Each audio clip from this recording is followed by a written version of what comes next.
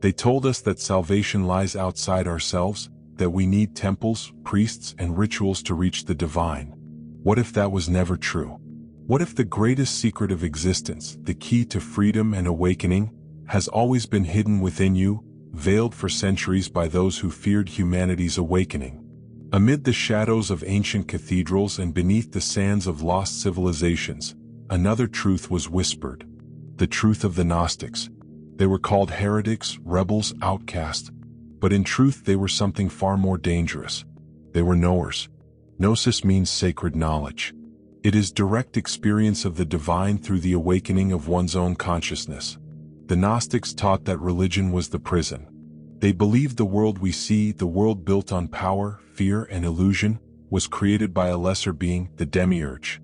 Humanity consists of fragments of the infinite, sparks of the true light, trapped within his counterfeit creation, asleep and unaware of divine origin.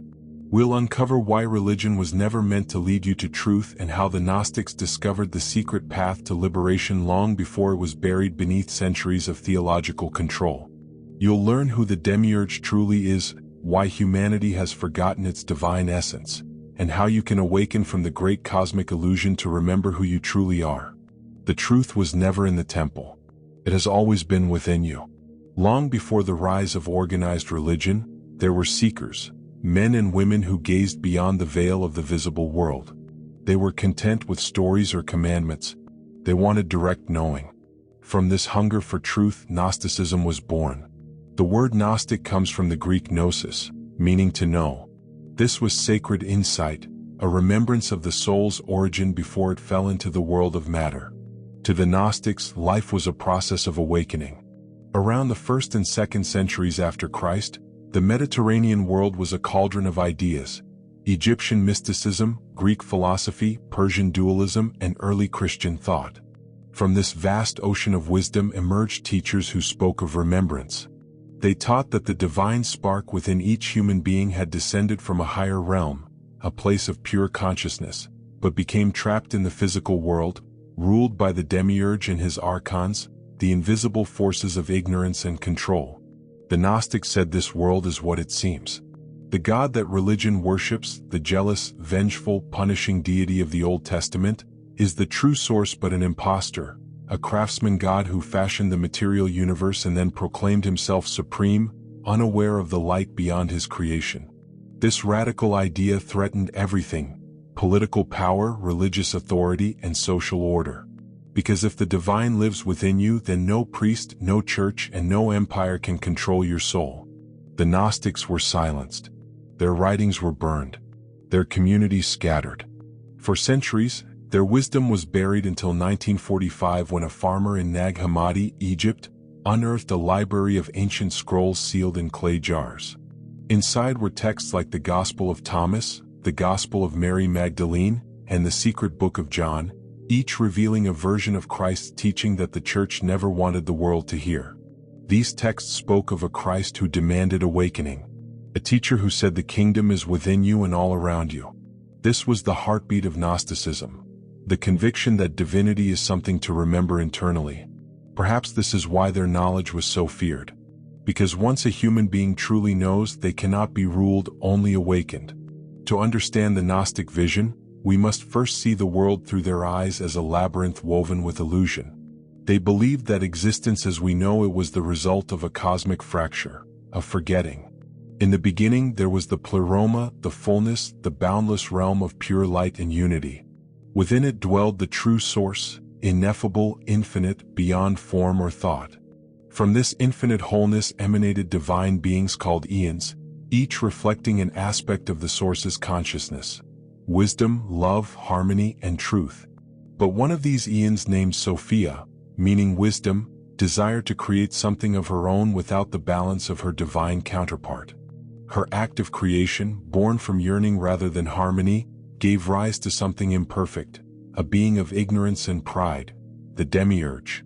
Unaware of the light from which he came, the demiurge looked upon his own creation and declared, "I am God and there is no other beside me." With that, the illusion began. He built the material world as a reflection, a dim shadow of the higher realms, but one bound by limitation, pain, and death. To maintain control, he filled it with distractions, desire, fear, power, and division, all to keep the divine sparks of humanity asleep. The Gnostics saw every soul as a fragment of Sophia's light, divine consciousness trapped within matter, imprisoned by ignorance. Religion to them was the demiurge's greatest tool, a system built to keep humans obedient, seeking outside what could only be found within. Faith had been corrupted into submission. Worship had become idolatry of illusions. The Gnostics revered Christ. But to them, Christ was the embodiment of gnosis itself, the revealer of inner truth. His message was "Awaken as I have awakened." This understanding was dangerous because it shattered the very foundation of authority. If every person could access the divine directly, the temple lost its power and the priest his purpose. The Gnostic message was buried beneath centuries of dogma. But the truth cannot be destroyed, only forgotten. If the Gnostics were right, then everything we have been taught about the divine turns inside out. God is a distant ruler watching from the heavens. The true source, the one beyond all names, is the quiet awareness that has always watched through your eyes. The demiurge, the false creator, keeps you blind by convincing you that you are separate. Separate from others, from nature, from the cosmos itself. He rules through illusion. The illusion of identity, of possession, of fear. Every time we cling to mine, every time we judge, compare, or despair, we feed the lattice work of his creation, a prison built from thought. The Gnostics saw enlightenment as remembering. To awaken was to pierce the veil and see that the same light which burns in the stars burns also in your chest. The body was the end. It was a vessel, a garment to be worn lightly until the spark within rediscovered its source. They described the journey home as a series of inner ascents, moving through the layers of illusion guarded by the archons, the servants of the demiurge. These archons were energies, patterns of thought, ignorance, greed, vanity, fear. Every time a soul transcends one of these forces, it rises closer to the pleroma, the state of pure being. The Gnostics revealed one of the deepest truths. Salvation is a realization. Heaven is a frequency of consciousness. Hell is the forgetting of who you are. This is why the Gnostics spoke in symbols and riddles. They knew that truth cannot be handed down like a doctrine. It must be born within. The Gospel of Thomas says, "If you bring forth what is within you, what you bring forth will save you. If you do not bring it forth, what you do not bring forth will destroy you." To bring forth what is within is the great work. It is to see the mask of the demiurge and smile, knowing he was never your master. It is to walk through the world as light wrapped in matter, here to remember, to awaken, and to illuminate others. This is the essence, direct burning, knowing that you and the infinite are one. Knowing the truth is enough. The Gnostics understood that knowledge without transformation is still sleep. To awaken, you must live this understanding as direct experience. The first practice is inner stillness. Every illusion of the demiurge thrives on noise, mental chatter, constant motion, endless distraction. Find moments each day to become completely still. Close your eyes. Feel your breath. Notice the space between thoughts. That silent awareness observing everything is the spark. It is the real you, the fragment of the infinite that no illusion can touch. Second, practice remembrance. The Gnostics called this anamnesis, the act of remembering what the soul has forgotten. When you look at the world, remind yourself this is all there is. You are merely a body surviving time. You are consciousness exploring form. Speak silently within, "I am the light within the light." These simple words repeated with awareness begin to dissolve the spell of separation. Third, cultivate discernment. In a world ruled by imitation, you must learn to sense the vibration of truth. Truth feels still, expansive, liberating. Falsehood feels heavy, contracting, and fearful. Whenever you face confusion, pause and feel which presence speaks to your higher nature. The Gnostics believed that the archons whisper through confusion and doubt, but the higher light speaks in quiet certainty. Fourth, practice detachment. The material world is a mirror, but the moment you identify with the reflection, you forget the face that looks into it.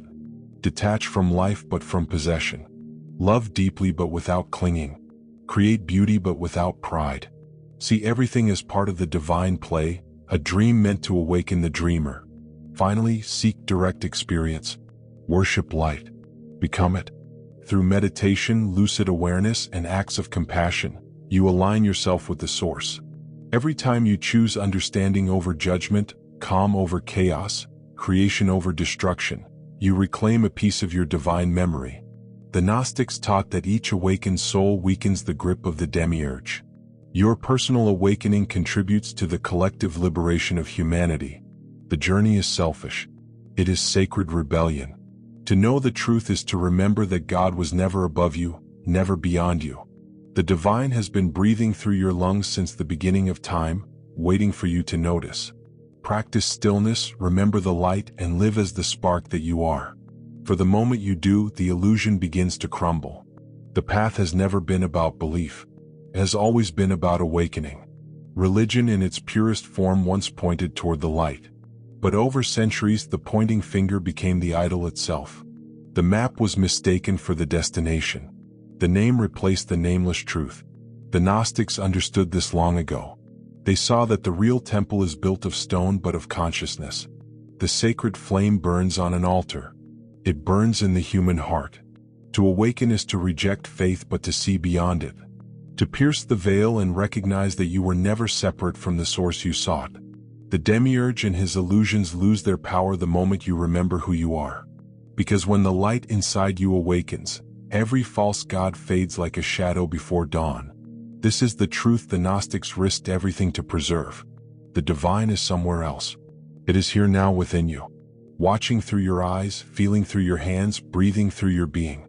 You are the fragment of Sophia, the spark of the infinite, the witness of eternity wearing a human form.